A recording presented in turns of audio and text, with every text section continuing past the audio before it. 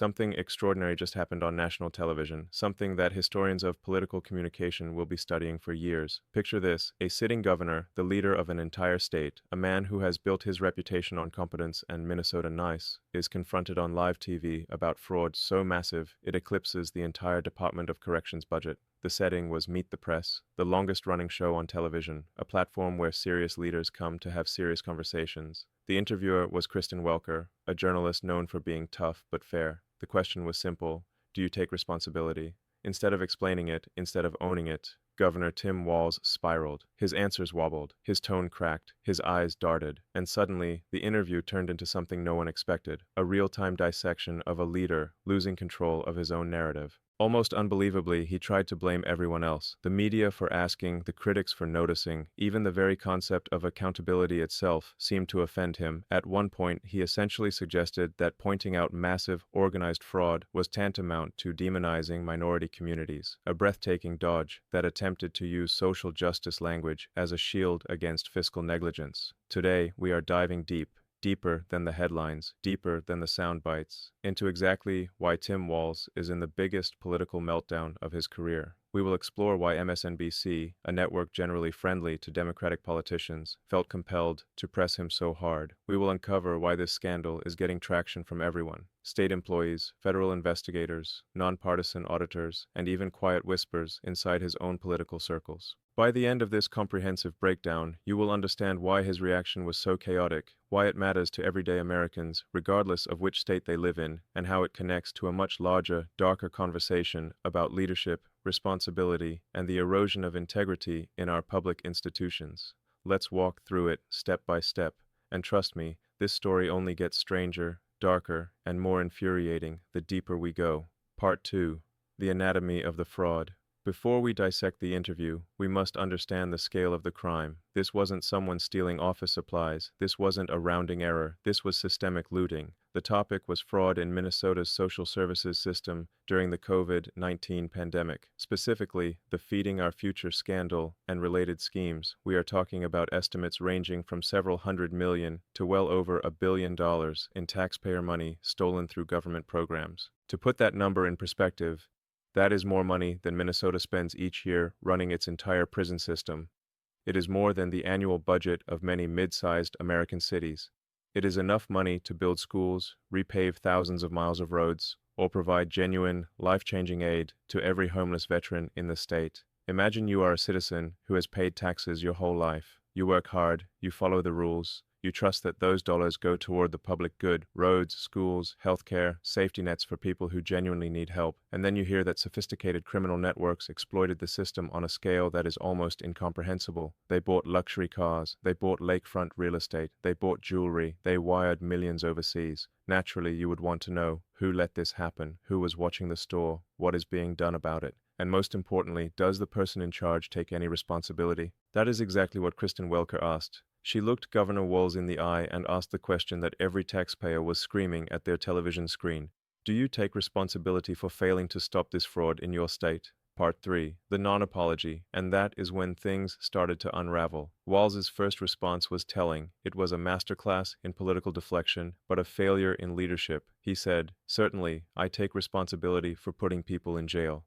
Governors don't get to just talk theoretically. We have to solve problems." On the surface, that might sound confident. It has the cadence of leadership. But listen closely to the logic. He is taking credit for prosecuting criminals after the fact, not for preventing the crime in the first place. It is like a security guard saying, "I take responsibility for calling the police after the bank was robbed," while completely ignoring the question of why he left the vault wide open, the alarm off, and the security cameras uncovered. Prosecution is not prevention. Catching the thief after he has spent the money does not make the taxpayer whole. Then came the part that really raised eyebrows, the logic that left viewers baffled. Walz went on to say, "Minnesota is a generous state. Minnesota is a prosperous state, a well-run state. We are AAA bond rated, but that attracts criminals. Those people are going to jail. We're doing everything we can." Let's pause and unpack that. What he is essentially saying is this: Minnesota is so wonderful, so successful, so rich, that criminals are naturally drawn to it like moths to a flame. It is almost as if he is suggesting the fraud happened because the state is doing too well. This is what psychologists might call reframing, but what the rest of us call spin. If your leadership and systems were truly strong, well run, as he claims, wouldn't they also include safeguards to prevent that kind of exploitation? Think of it this way. If you left your front door unlocked every night in a wealthy neighborhood and someone robbed your house, would you say, well, my neighborhood is just so nice it attracts burglars? Or would you admit, I should have locked the door? Most of us would recognize that being in a nice area doesn't excuse poor security. In fact, if you know you have valuables, taxpayer money, you have a higher obligation to lock the door. That is the disconnect viewers immediately felt. Walz was trying to spin a catastrophic failure of oversight as a side effect of success, and for many people watching, especially seniors who have spent decades managing households, businesses, and community responsibilities, that kind of deflection didn't sit right. Leadership means acknowledging when something went wrong under your watch, not just taking credit when the bond rating is high. Part 4. The Demonization Defense. But here is where the interview took an even more uncomfortable and frankly manipulative turn. Walz pivoted to talking about the Somali community in Minnesota. He launched into a prepared speech describing them as folks who are, in the professions, educators, artists, doctors, lawyers, entrepreneurs who bring diversity and energy to a place like Minnesota. Then he dropped the line he clearly hoped would shut down the questioning. To demonize an entire community on the actions of a few is lazy. Now, let's be very clear about something. No reasonable person wants to demonize an entire community. Racism and prejudice have no place in fraud investigations. But here is the issue. The question wasn't about demonizing anyone. The question wasn't about race. The question was about accountability. When someone shifts the conversation from, "What did you do to stop this?" to, "You're being unfair to an entire group," that is a classic rhetorical move called deflection. It changes the subject without actually answering the original concern. It effectively accuses the questioner of bias to silence them. For a lot of people watching, this felt like a red flag because the fraud didn't happen in a vacuum. According to federal indictments and reports, prosecutors say members of the East African diaspora, a community with growing political influence in Minnesota, were largely responsible for these specific schemes. That isn't bias. That isn't demonizing. That is what the legal cases show. That is a fact pattern. Pretending otherwise or framing legitimate scrutiny as prejudice doesn't help anyone. It doesn't help the victims of the fraud. It doesn't help the taxpayers. And certainly, it doesn't help the honest, hard-working members of the Somali community who had nothing to do with it and who are now unfairly associated with this crime because leadership refused to separate the criminals from the community early on. By trying to protect his political standing, Walz arguably did more damage to community relations than a straight answer would have. Part 5. The Whistleblowers. But the real bombshell, the part that turns this from a story about incompetence into a story about potential corruption, came later, when the public learned that this wasn't a surprise. This wasn't a bolt from the blue. Enter the whistleblowers. And this is where the story gets truly troubling. A group identifying themselves as current staff members of the Minnesota Department of Human Services, DHS, created an online account specifically to share what they had witnessed. Their message was simple, direct, and damning. "We let Tim Walz know of fraud early on. We hoped for a partnership in stopping fraud, but no, we got the opposite response." Let that sink in. We got the opposite response. According to their statements, when they reported the fraud, when they did exactly what honest public servants are supposed to do, instead of being thanked, instead of being supported, they faced retaliation. They described monitoring, threats, repression, and deliberate attempts to discredit their reports. In their words, instead of partnership, we got the full weight of retaliation by Tim Walz, certain DFL members, and an indifferent mainstream media. It's scary, isolating, and left us wondering who we can turn to. These are people whose job it is to protect taxpayer dollars. They are the gatekeepers. They saw someone stealing from the cash register. They told their manager. And instead of investigating the thief, the manager started investigating them. That isn't just frustrating, it is a betrayal of the public trust. It suggests a culture where protecting the political image of the administration was prioritized over protecting the public purse. And it gets worse. These whistleblowers also pointed out that Governor Walz disempowered the office of the legislative auditor. This is the nonpartisan watchdog agency supposed to provide independent oversight. By allowing agencies to ignore or downplay audit findings, the administration effectively removed one of the key checks and balances designed to catch problems early. It is like disabling the smoke detectors in a crowded building because the beeping is annoying, and then acting surprised and claiming to be a victim when the building burns down. Part 6. The scale of the theft. So, exactly how much money are we talking about? Let's break down the numbers, because in the abstract, fraud sounds like a victimless crime. It isn't. Feeding our future. This program was designed to feed hungry children during the COVID-19 pandemic. schools were closed, and kids who relied on school lunches were vulnerable. It was a noble mission. Estimates suggest somewhere between $200 and $300 million were stolen. Think about that. Money meant to put food in the stomachs of hungry children was siphoned off to buy Porsches, lake houses, and luxury vacations. One defense attorney representing a convicted fraudster reportedly said the lack of oversight made it like taking candy from a baby. Autism services. There was a program related to providing services for children with autism. Fraud in that program ballooned to somewhere in the range of $300 to $400 million. These are services meant for families dealing with serious, life-altering challenges, families who are often desperate for support. Instead, the system was gamed on a massive scale.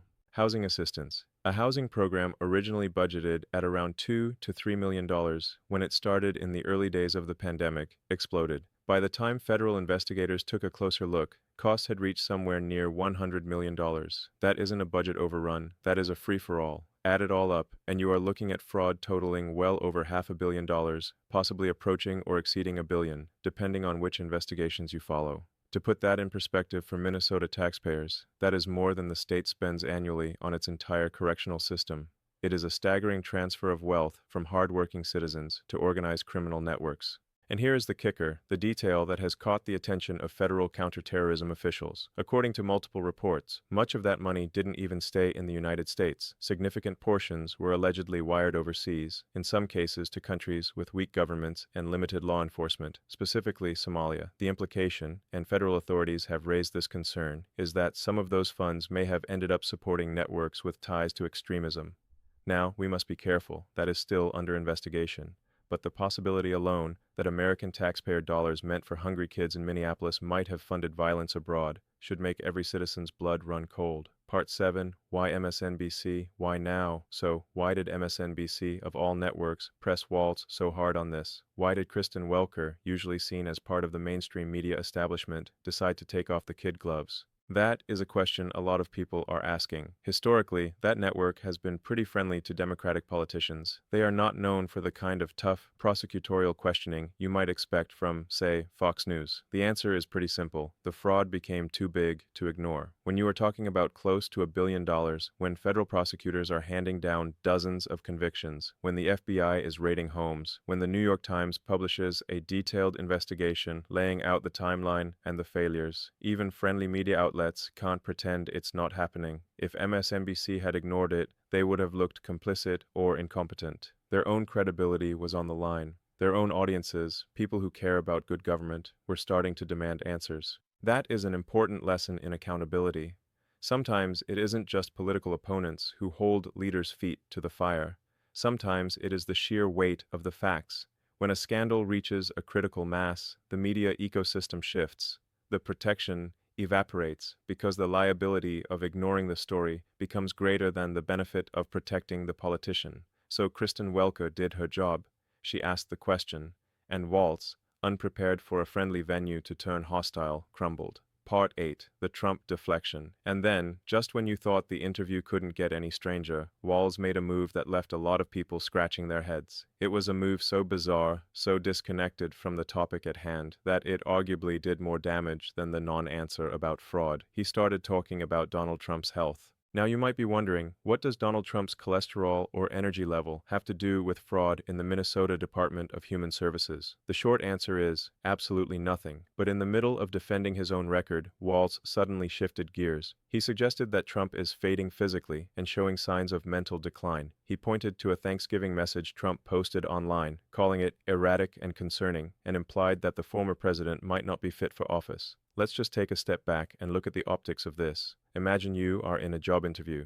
The interviewer asks you about a massive accounting error you made at your last job, a mistake that cost the company millions. Instead of addressing it, you lean forward and say, "You know, my old boss seems to be getting really old and confused lately. How do you think that would go over?" It looks weak. It looks petty. It looks desperate. It looks like you are terrified of the actual subject and will grab at any lifeline to change the channel. The timing was especially awkward because on the very same day Walz was questioning Trump's mental fitness. Trump was on camera giving interviews, speaking clearly, and laying out detailed policy positions. Whether you agree with those positions or not, he certainly didn't look like someone in cognitive decline. So, Walz's comments came across less like a legitimate concern for the nation and more like a political cheap shot. A calculated distraction that backfired by making him look small. Part 9, the counter-punch, and Donald Trump, being Donald Trump, didn't let it slide. When asked about Walz's comments by a reporter on Air Force One, Trump's response was blunt, direct, and effectively ended the skirmish. The reporter mentioned that Walz had called him a certain word, a word that implies mental deficiency. Trump's answer?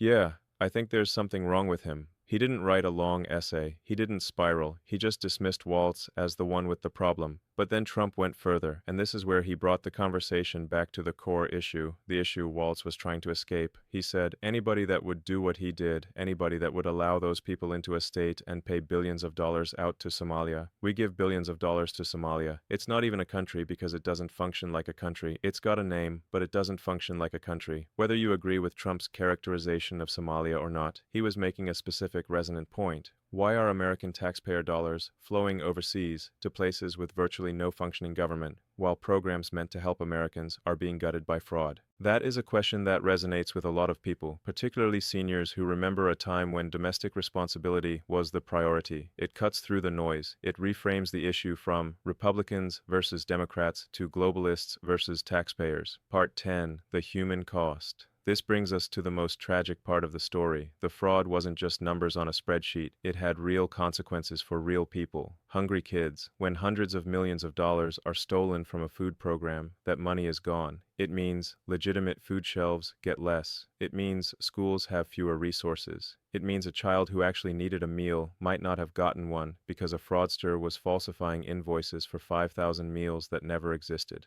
Disabled citizens. Services for people with autism and other disabilities were strained. These programs are often underfunded to begin with.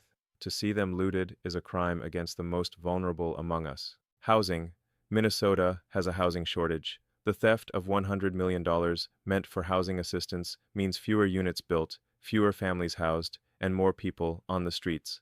There is also a human cost that doesn't show up on a ledger: trust. When people see that a system can be gamed this easily and that the leaders responsible suffer no consequences, it breeds cynicism. Honest people start to wonder, why am I playing by the rules? Why do I pay my taxes on time? Why do I fill out the paperwork honestly when others are lying and getting rich? Trust in institutions erodes, and once that trust is gone, it is incredibly hard to rebuild. You can't just pass a new law or hire a new administrator and expect people to suddenly believe again. Minnesota has lost a lot of social capital. Part 11. The fallout. So, how are Minnesotans reacting?